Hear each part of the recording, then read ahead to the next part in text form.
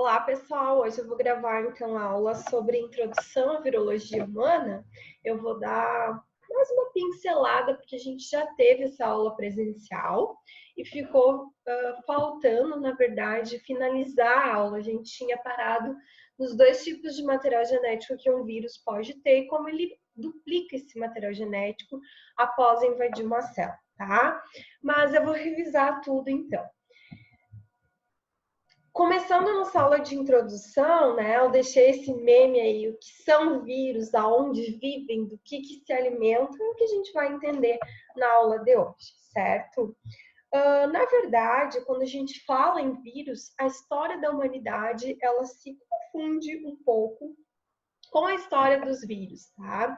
Existe, na verdade, um livro, esse livro ele é a História da Humanidade contada pelos vírus, mostrando que ao longo dos anos, das gerações, né, os vírus eles acabaram dizimando uma grande quantidade de pessoas. Na Europa a gente tinha aí a manifestação da varíola, né? Depois a gente tem nos anos 70, 80 a infecção por HIV e hoje a gente está vivendo uma realidade, né? Uma pandemia por coronavírus. Então os vírus fazem parte sim da história da humanidade. Fica a dica aí para quem gosta de literatura associada à ciência, é um bom livro para se ler, tá? Também sugiro vocês que gostam pesquisar um pouquinho a história de cada um dos vírus que fui falando para vocês aí ao longo da aula, tá?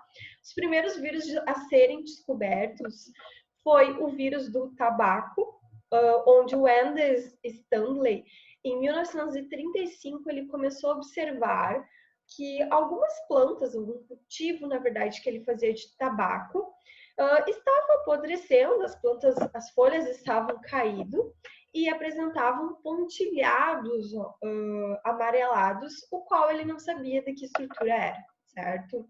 Já haviam sido descobridas nessa época as bactérias e os parasitas e nada se assemelhava nem à bactéria nem a parasita. Com a descoberta, com a origem da microscopia, ele conseguiu observar uma estrutura em forma de parecendo caixas de banana, certo? Que estavam acometendo, estavam infectando a plantação de tabaco. Depois, eles deram o nome de vírus do tabaco, certo? Em 1958, Joshua Lindenberg, ele escreve, na verdade, algo sobre vírus que é sensacional. Graças a isso, ele ganhou um prêmio Nobel, e essa escrita, essa fala, né, dele, se perpetua até hoje, onde a frase diz que os únicos competidores da humanidade pelo domínio do planeta são os vírus. Nós estamos aí diante de uma pandemia, ninguém jamais imaginou acontecer. Eu mesmo, como professora de virologia, de imuno e cientista, achei que a gente ia ter grandes pandemias por ebola, por outros vírus aí fortes, né, que a gente tem ouvido falar, jamais por um vírus causador, por exemplo, de um resfriado, ok? E ele diz ainda que os vírus apresentam grande plasticidade genética, como também mostram grande capacidade de integração genética e metabólica com células infectadas. Tá? Então, os vírus, através do seu material genético, eles têm grande facilidade de modificar. A gente vê isso através do vírus da gripe, todo ano ele modifica, certo? Hoje a gente se falava em H1N1, hoje a gente já ouve falar em H9N1, H1N9, né? E, contudo, as infecções virais, elas não são sempre sutis, sendo capazes de dizimar uma população, tá? Quando a gente fala em vírus, há diversos pesquisadores, né, virologistas, que tentam descrever a hipótese do surgimento dos vírus. Então, existem, teoricamente, duas hipóteses mundialmente aceitas, digamos assim. A primeira é chamada hipótese do escape dos genes e a hipótese da redução gênica. Na hipótese dos escapes dos genes, os cientistas e virologistas acreditam que eles surgiram de uma modificação genética de uma célula, certo? Essa célula se modificou, se agrupou, só tendo material genético e proteínas, e formaram novos vírus.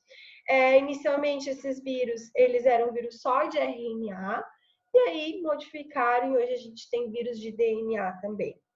Outra hipótese, chamada de hipótese da redução gênica, que eu acredito mais nessa hipótese, é que eles eram organismos unicelulares degenerados, que perderam alguns genes, tornando-se, então, parasitas intracelulares obrigatórios. Por isso que eles são constituídos apenas de proteína e material genético, tá?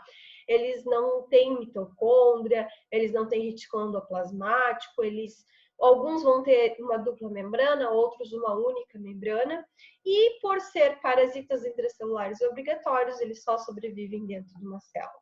Mas quando a gente fala isso, existe sempre um questionamento em torno: vírus são organismos vivos ou não são? Né? E a resposta é sempre depende do que eu quero dizer. Se eu considero o organismo vivo um organismo com alta capacidade replicativa, que ele por si só se sustenta, que ele produz suas próprias proteínas, então os vírus não são. Tá? Já que os vírus eles dependem da célula para sobreviver. Aí nesse sentido, quando a gente diz que os vírus eles não são organismos vivos, eles são, porque quando a gente coloca, por exemplo, um vírus em contato com o meio ambiente, ele permanece por um longo período de tempo no ar, nas bancadas, nos pisos, né, nos materiais, enfim. Então, essa questão de ser ou não, ela sempre a resposta vai ser depende, ok? A gente não tem uma resposta correta. Mas considerando a propriedade desses vírus em dependerem de uma célula para poder replicar e para sobreviver, eles são considerados, então, organismos não vivos, ok? Aqui a gente tem uma série de vírus, demonstrações dos vírus. Eles parecem, assim, divertidos olhando a um primeiro momento, mas a gente viu ao longo das aulas que não é bem assim. Vão se apresentar com diferentes estruturas morfológicas, a gente vai ver isso também, sendo os mais, assim, diferentes o bacteriófago, que é um vírus que infecta as bactérias, certo? O vírus ebola, a gente vai estudar ele só uma tira proteica, e aqui a gente tem o vírus da raiva, que parece o projétil, e os demais vírus, ok? Mas como que a gente define um vírus? Então, o vírus é um organismo muito pequeno, a ponto de ser filtrável. O que que isso significa? Se eu pegar o ar, filtrar o ar no filtro, vão ficar retidos diversos micro-organismos, bactérias, poeira, pólen que está no ar. Alguns vírus que podem ficar retidos nesse filtro, mas a maioria deles vai passar pelo filtro.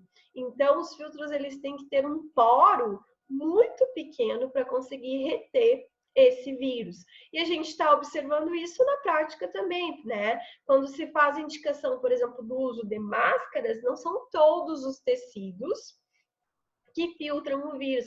Na verdade, nenhuma máscara filtra o vírus. Eu achei aqui, ó. Eu tenho aqui mostrando uma NE95, ó, que ela vem com esse porozinho. Este porozinho é um filtrinho, certo? Este filtro aqui, deixa eu ver se consigo olhar. Não tenho certeza, mas ele tem em torno ali de 10, 20 nanômetros. E através desse filtro o vírus vai ficar retido. Fora isso, as demais máscaras não têm muita eficiência em impedir a infecção, e sim impedir a transmissão. Por exemplo, o coronavírus ele é transmitido via aerosol. Então, se eu tossir, eu vou espalhar essas partículas virais, certo? Eles são considerados, sim, organismos intracelulares obrigatórios. Então, o vírus tem vida fora da célula? Não tem vida fora da célula. Ele pode até permanecer aí nas bancadas, no ar, na superfície, no plástico, no metal, na madeira, por um período, mas depois que passar esse período de sobrevivência, ele vai morrer. Ele não tem efetividade fora de uma célula, ele depende da célula, depende da maquinaria celular para fazer novos vírus, para se autossustentar e se replicar, certo? Eles contêm apenas um material genético. Este material genético ele vai ser ou de DNA ou de RNA. Na maioria, ou DNA ou RNA. Só existe uma exceção, e sempre tem uma exceção para a regra, que são chamados de megacefalovírus, que eles têm ambos material genético, tanto de DNA quanto de RNA, e ele é um subtipo de citomegalovírus, tá? Esse material genético DNA ou RNA, ele pode vir como fitas positivas ou fitas negativas, a gente vai ver isso, como fitas simples ou dupla fitas, e material genético segmentado, fragmentado ou não, ok?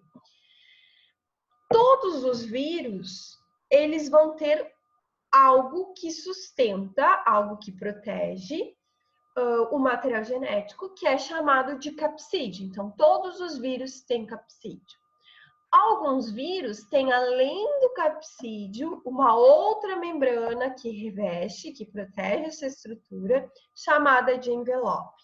Tá? Então, o capsídeo ele é sempre o interno e o envelope ele é sempre o externo. Todos os vírus têm capsídeo, porém nem todos vão ter envelope. Okay? Esse envelope ele é constituído por lipídios, por proteínas, por carboidratos. Muitos vírus, eles levam o envelope à própria membrana da célula, e isso dificulta eles serem reconhecidos pelo sistema imunológico, por exemplo, certo?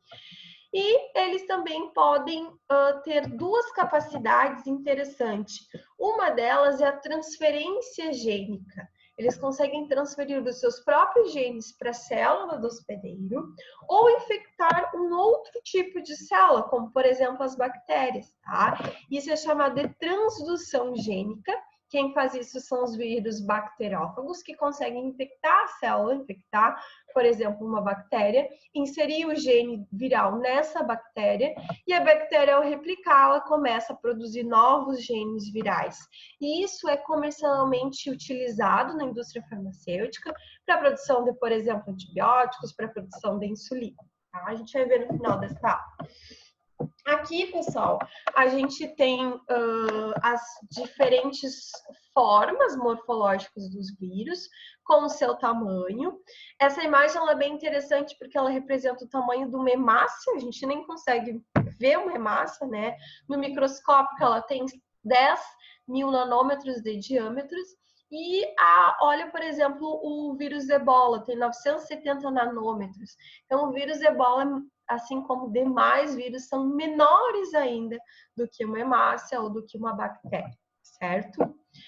Os vírus, eles têm um amplo espectro do hospedeiro. O que isso significa? Que eles podem infectar tanto animais, quanto plantas, quanto outras bactérias, diferentes tipos de células do nosso corpo, tá? Só que o que dá esse amplo espectro ao hospedeiro é a ligação específica e é a disponibilidade do fator celular. Se eu me infectar com um vírus de hepatite, por exemplo, eu vou ter hepatite por todo o corpo? Não. O vírus ele migra até os hepatócitos e lá ele encontra receptores disponíveis, onde ele pode se ligar e invadir essa célula. Tá? Então, os vírus eles jamais vão ficar circulantes no corpo. Eles sempre migram para um local mediante disponibilidade viral e mediante ligação específica, ok? Vão permanecer alguns vírus por um longo período no organismo, sem causar nada, de forma dormente, como se eles estivessem dormindo, e é isso a gente chama de latência viral. E tem que ser, deixar bem claro que latência é diferente de persistência. Nós já vamos mencionar sobre isso, tá? E a utilização aí dos vírus para o tratamento de diferentes doenças, a chamada fagoterapia. Este gráfico ele representa bem para nós a diferença entre o que é latência e o que é persistência viral.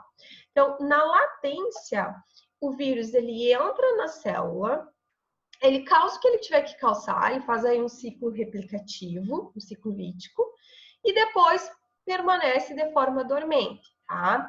E ele só vai voltar mediante um estímulo, mediante uma imunossupressão, ele sai da forma dormente e reativa.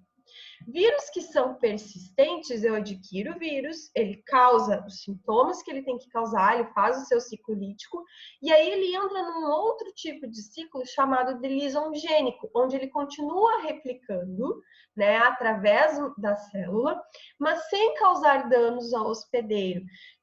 Ou seja, ele vai persistir por um longo período, de forma crônica no organismo, e os efeitos colaterais desse vírus, eles até acontecem, mas são pouco pronunciados, tá?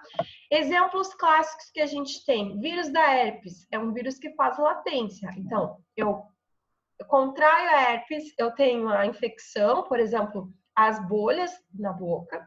Esse vírus, ele migra através do nervo trigêmeo, até os neurônios motores, certo? Fica lá latente. Mediante imunossupressão, ele pode regredir, voltar pelos mesmos neurônios sensitivos e causar uma nova lesão, fez latência.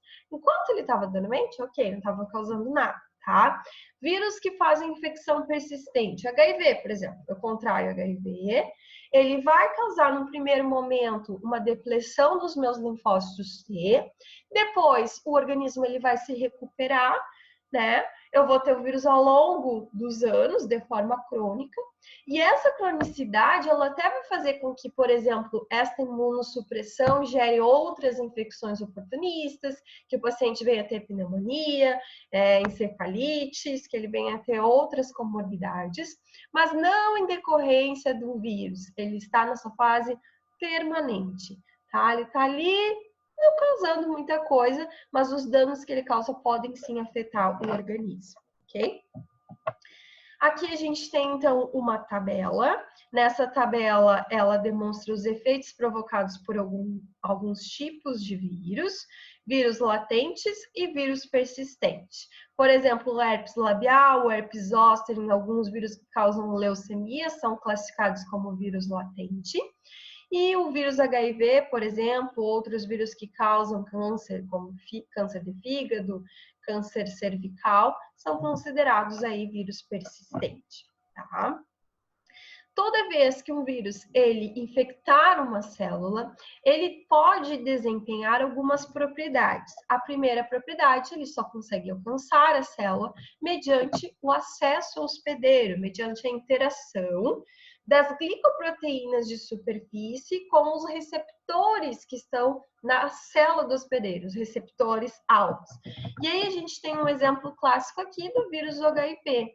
O vírus do HIV, ele só consegue entrar nos linfócitos T, especialmente os linfócitos TCD4, quando glicoproteínas, essas estruturas em azul, do vírus, interagem com o receptor dos linfócitos T, chamado de receptor TCD4, tá? E aí sim o vírus consegue, então, lançar para dentro da célula o seu material genético. Quando eles estão dentro das células, muitos vírus escapam, evadem do sistema imunológico, tá? Através do mimetismo molecular e de penetração. O que são esses mimetismos? O antigenic drift ou o antigenic shift. No antigenic drift, o vírus, ele faz modificações, ele modifica antígenos que estão na estrutura, e esses antígenos, eles não vão ser mais reconhecidos pelas células do sistema imune, tá? No antigenic shift, o vírus, ele modifica o seu material genético, muitas vezes ele incorpora o material genético da célula, e aí o anticorpo ele reconhece, esse vírus tem um material genético igual ao da célula, então ele não deve ser patogênico, não vou exercer a minha ação de neutralização contra ele, certo? São os dois mecanismos de escape imunológico. Além disso, ele pode desenvolver diferentes lesões. Essas lesões são chamadas de efeito citopático do vírus. Aqui nós temos a demonstração de algumas dessas lesões. Uma das lesões, por exemplo, é a anormalidade tanto no número de núcleos quanto no citoplasma das células. Tá? Aqui a gente tem o vírus do sarampo. Esse vírus, quando ele entra nas células epiteliais, ele deixa espaços, ele destrói a camada da epiderme. Aqui nós temos um efeito citopático de adenovírus, que causam o que a gente chama de células sinciciais em formas de cacho, tá? E aqui a gente tem também a representação de um sincício, ó, destruição do citoplasma, células tudo unidas num único lugar, multinucleadas, ok? São os principais efeitos citopáticos que a gente vê nos vírus. Esses efeitos a gente só vai ver quando a gente coleta a célula, né? Uma mucosa, uma coleta de suave da mucosa oral, por exemplo, ou lá do trato urogenital, né? O HPV, por exemplo, causa diversos efeitos citopáticos que podem ser observados. E dentre esses efeitos, o que a gente precisa observar é algumas dessas características. Se ele está causando liberação de enzimas lisossomais, está formando corpúsculos de inclusão, que são grânulos que ele libera no citoplasma, a formação de um cincício, que é uma célula gigante multinucleada, tá? Maior produção aí de interferon gama, que é uma citocina liberada durante as ativações virais, mudanças cromossomais, tudo isso é observado através da cultura viral. Então, os vírus, eles são envoltos ou não por um envelope, né? O envelope é a parte externa, enquanto que o capsídeo é a parte interna, ok? Todos os vírus são formados por capsídeo, porém nem todos contêm envelope. Com base na estrutura viral do capsídeo, que é a membrana que protege o material genético, eles podem ser classificados em helicoidais, poliédricos, icosaédricos ou vírus complexos. Exemplo do vírus helicoidal da raiva, da ebola, febre hemorrágica. O vírus do tabaco também ele é helicoidal. Exemplo de vírus poliédricos, o vírus que causa polio, adenovírus, tá? Vírus icosédrico, influenza, herpes, coronavírus. Vírus complexos, por exemplo, os bacteriófagos, são os mais diferentes, então, porque eles têm, além dessa estrutura aqui onde está o material genético, uma bainha e as fímbrias da cauda, certo? Aqui nós temos as classificações no vírus com base no material genético, no gênero, e o que cada um desses vírus eles causam, continuando aqui nesse slide. Eu acho bem bonito este vírus, que pertence ao Rhabdoviridae, tá? São os vírus que causam doenças de raiva nos animais, e eles se parecem uma escova de cabelo, tá? Vamos lá, mais ou menos do que a gente tinha parado na aula, a gente tinha visto isso, que alguns vírus fazem ciclo lítico e outros vírus, ao invadir a célula, fazem ciclo lisongênico. O ciclo lítico, ele se inicia com a adsorção do vírus à membrana da superfície da célula. Então, imaginem, aqui na imagem a gente tem o desenho de uma bactéria, mas poderia ser uma outra célula qualquer do corpo. Tá? Esse vírus, então, ele está interagindo com a célula através das glicoproteínas e a célula através dos seus receptores. Esse primeiro passo ele é chamado de adsorção. No segundo passo, os vírus injetam o material genético, então ele não entra com o capsídeo e nem com o envelope. Ele injeta o material genético no citoplasma dessa célula, um processo conhecido como penetração.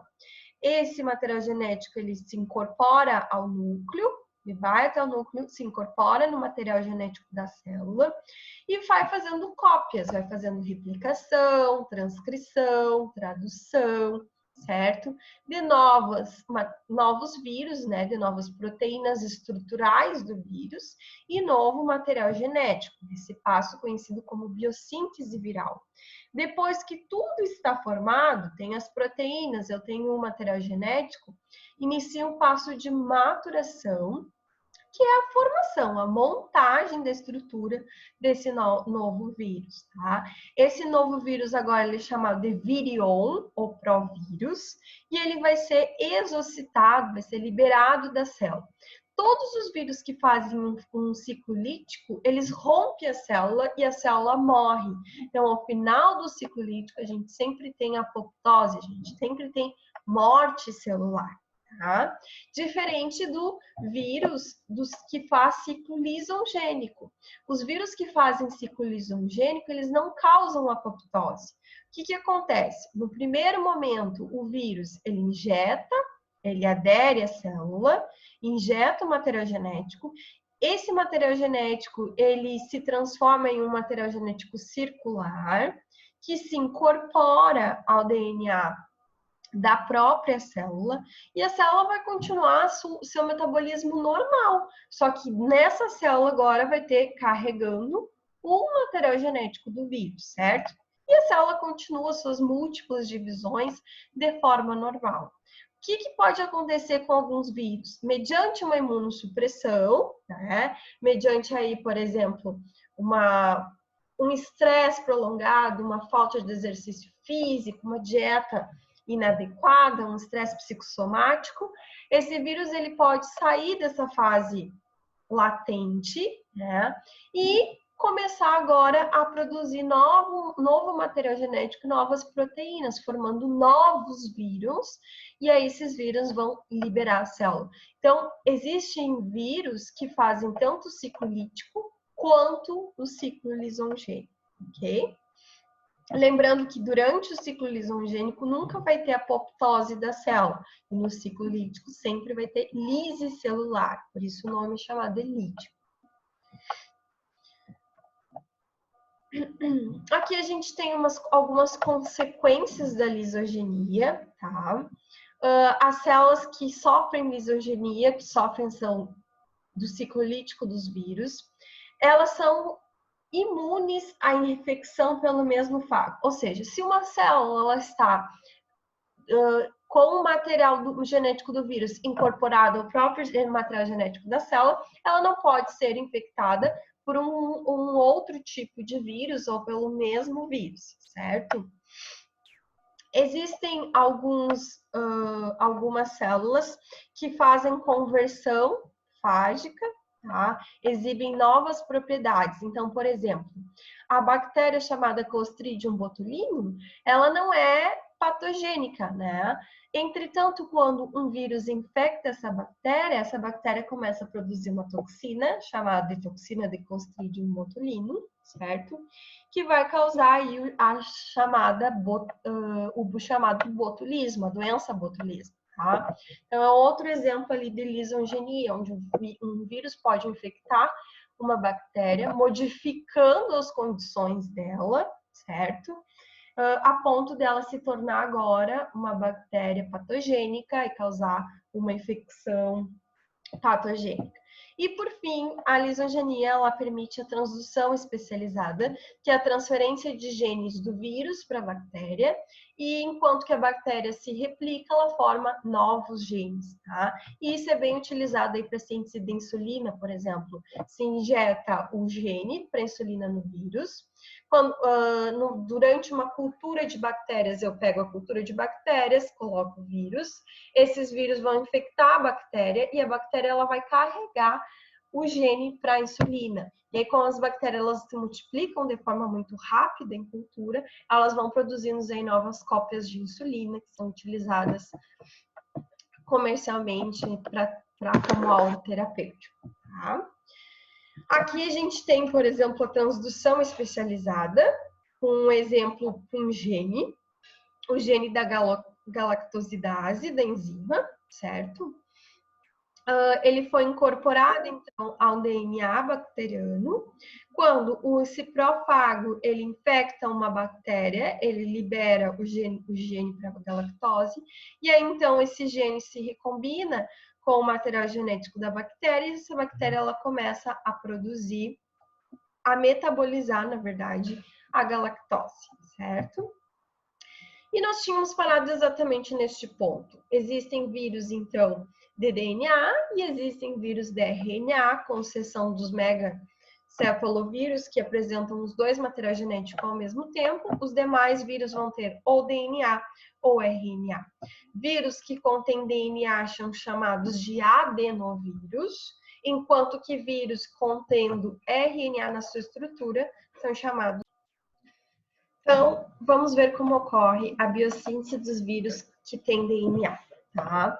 Então, o primeiro passo dos vírus que contêm DNA no seu interior vai ser a adsorção, ou seja, a interação do vírus com os receptores presentes na célula hospedeira. Num segundo passo, o vírus ele não entra com o envelope e o capsídeo, ele injeta o material genético e as enzimas constitutivas desse vírus no citoplasma da célula, um passo conhecido como desnudamento ou penetração. Este material genético, no caso aqui, por exemplo, o DNA do vírus, ele vai ser conduzido até o núcleo da célula e vai ser transcrito em outro material genético em uma fita de RNA mensageiro.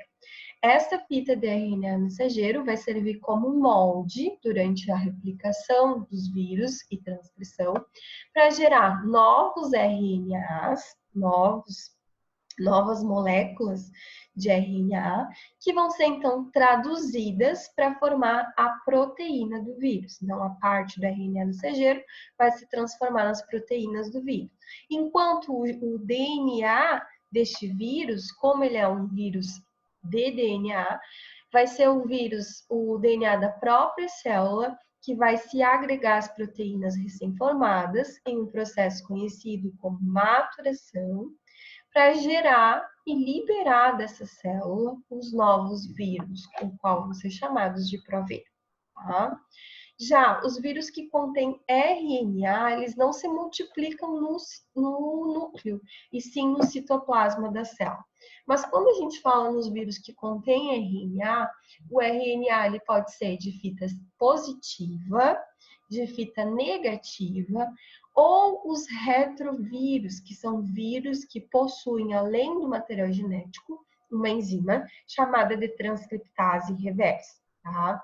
Vírus que tem como RNA de fita positiva, né, ou fita senso, a própria molécula aqui do RNA é utilizada para a síntese de novo genoma viral, do novo material genético dos vírus. Tá? Só que quando o vírus ele infecta nossa célula, ele libera esse RNA no citoplasma, e esse RNA ele tem que ser convertido em uma fita de RNA negativo. Por quê? Porque se a gente for pensar ali durante o processo de transcrição, né, a adição de nucleotídeos tem que ser complementares. Então, quando eu tenho, por exemplo, o A ou G como nucleotídeo, o que eu vou colocar como base complementar? Onde tiver o A, eu vou colocar o U, onde tiver o U, eu vou colocar A, onde tiver o G, eu vou colocar C, certo? Então, eu gerei uma nova fita, que essa fita agora é de RNA negativo. Para que essa fita? Essa fita, ela vai dar origem, depois vai ser traduzida em proteínas, as proteínas que vão montar a estrutura do vírus. Então, a fita de senso positivo, ela é sempre um molde para síntese do material genômico do vírus, tá? Exemplos de vírus com RNA de fita positivo, por exemplo, o vírus que causa dengue, o vírus que causa rubéola, são vírus de senso positivo ou de fita positiva. Vírus que tem como material genético um RNA de fita negativa, esse material ele vai ser injetado no citoplasma da célula, e no próprio citoplasma ele vai ter que ser convertido em um RNA de senso positivo, porque a gente acabou de ver que é o senso positivo que dá o material genômico ao novo vírus. Então, essa nova cópia, a nova adição de nucleotídeos, essa parte ela vai dar origem ao material genético. E a que era RNA negativo vai sintetizar novas proteínas virais. Ok. Só que como isso vai acontecer se inicialmente a gente tinha um RNA de fita negativa. Então, esse RNA de fita positiva, ele passa novamente por uma adição de nucleotídeos para gerar uma nova cadeia de RNA negativa. E aí a gente tem um vírus completo, tá? Então, para o de fita negativa, como por exemplo os vírus de ebola, o vírus da gripe, eu tenho negativo, eu tenho que fazer um positivo, e do positivo eu tenho que refazer um negativo para eu ter material genômico. O DRNA de fita positiva, não, eu tenho positivo, e esse positivo ele vai gerar direto o material genômico. Tá? Existem alguns outros tipos de vírus, chamados de retrovírus, porque eles possuem a enzima transcriptase reversa, exemplo clássico, o vírus do HIV, que esta enzima, ela no citoplasma da célula converte o RNA em uma molécula de DNA. Tá? Esse DNA ele vai se incorporar com o DNA da célula, vai aí juntar com o DNA, certo? E durante o processo natural da célula, que é fazer a replicação do material genético, que é a transcrição do DNA em RNA, isso vai acontecer de forma natural. Então, esse novo RNA formado durante o processo de transcrição vai constituir realmente um RNA viral, certo? Então, a gente teria o quê? O DNA, o RNA, formando um DNA e voltando a ser RNA no caso dos retrovírus, certo? Aqui a gente tem uma tabela comparando, então, a família dos vírus com material genético e as enzimas que eles possuem. Quase finalizando, nós ainda classificamos os vírus de RNA, chamados de retrovírus, em dois exemplos clássicos, o HIV, tá? E aí a gente vai estudar na próxima aula que existe HIV tipo 1 e HIV tipo 2. E outros vírus que também têm como material genético RNA e que também têm a enzima transcriptase reversa são os oncovírus, vírus causadores de tumor, né? Vírus causadores de câncer. E a gente tem alguns herpes vírus, hepatoviride, né? O HBV, que é o vírus de hepatite B, o vírus linfotrófico humano, HTLV. Então, são aí alguns tipos de oncovírus que contêm com o material genético RNA e a enzima transcriptase reversa. Nesses casos, o modo de infecção vai ser um pouquinho diferente. De que forma? Então, o vírus vai interagir com as glicoproteínas, em azulzinho, com os receptores da célula. Ele injeta o material genético, então injeta aí o RNA desse vírus no citoplasma. A enzima transcriptase reversa, em verdinho, transcreve, faz uma cópia do RNA para o DNA. Este DNA vai até o núcleo da célula, se incorpora com o DNA da própria célula, através de uma enzima chamada de integrase, onde ela junta, ela integra os dois materiais genéticos. A célula vai fazer sua replicação normal e durante o processo de transcrição vai gerar novas fitas de RNA e também novas proteínas. Então, essas novas fitas e novas proteínas vão constituir um novo vírus. Então, ele vai sofrer maturação, que é a união de todas as estruturas virais, e vai sair da célula ali por exocitose, levando, por exemplo, a própria membrana da célula. Tá? Clássico ciclo dos vírus dos retrovírus. Prions. Prions a gente falou um pouquinho na aula de viroses que afetam, que acomete o sistema nervoso central. Então, os prions, eles, na verdade, eles são proteínas, foram descobertas por Stanley Prusny, em 1982, como doenças que causavam encefalopatias, inflamações a nível do sistema nervoso central, né, no cérebro, grandes vacúolos, espaços no citoplasma, de animais, né, em doenças chamadas de cefalopatia espongiforme. Os prions, eles são proteínas que sofreram, então, modificação. É uma proteína celular normal, chamada de PRPC, que por algum motivo aí, durante as fases de replicação, de transcrição, né? Ou por ação, por exemplo, externa, radiação, alimentação com agrotóxicos, essa proteína ela se modifica e forma uma outra proteína chamada de PRPS, proteína SCARP, tá? Que vai causar algumas doenças tanto em animais quanto em seres humanos. Os prions em seres humanos causam as doenças chamadas de Cru, de Creuset-Jakob e síndrome de Gressman-Strangler-Shaker, tá? Geralmente de cunho familiar, de cunho genético. Por que a gente engloba os prions dentro dos vírus? Porque assim como os vírus são só proteínas, tá? São estruturas proteicas que não se agrupariam aí nas bactérias, nem nos parasitas, nem nos fungos, ok? Aqui a gente tem então uma demonstração de como um prion é feito, proteína PRC normal, produzida pelas células, tá? Em algum momento essa proteína ela vai sofrer uma alteração e ela vai se transformar na PRSC, né, o PRPC, que é a proteína então modificada. E o último slide a gente fala um pouquinho sobre formas de identificação viral. Dentre essas formas existe o isolamento e o cultivo de vírus. Então, como se faz o cultivo de vírus atualmente? A gente usa umas garrafinhas, elas são desse tamanho mais ou menos, tá? Coloca células, então células epiteliais, células pulmonares, células de epitélio estratificado. A célula que o vírus tem preferência. Coloca o vírus dentro dessa garrafinha, tá? E aí a gente vai observar os efeitos que esse vírus causa nessas células, chamadas de efeitos citopáticos. O que eu posso fazer também? Colocar uma cultura de bactérias dentro dessa garrafinha e colocar os bacteriófagos, que são aqueles vírus de estrutura diferente, com o gene de interesse, o gene para insulina, por exemplo. Esse vírus, ele vai infectar essas bactérias e essas bactérias elas vão se replicar, produzindo o meu gene de interesse, no caso a insulina, né? Antibióticos, fármacos também pode ser feito dessa forma. E eu posso fazer também a visualização dos efeitos do vírus, injetando diretamente o vírus no animal, e aí observando quais são os sintomas clínicos e efeitos, né, morfológicos, anatômicos, funcionais, que o vírus pode ocasionar.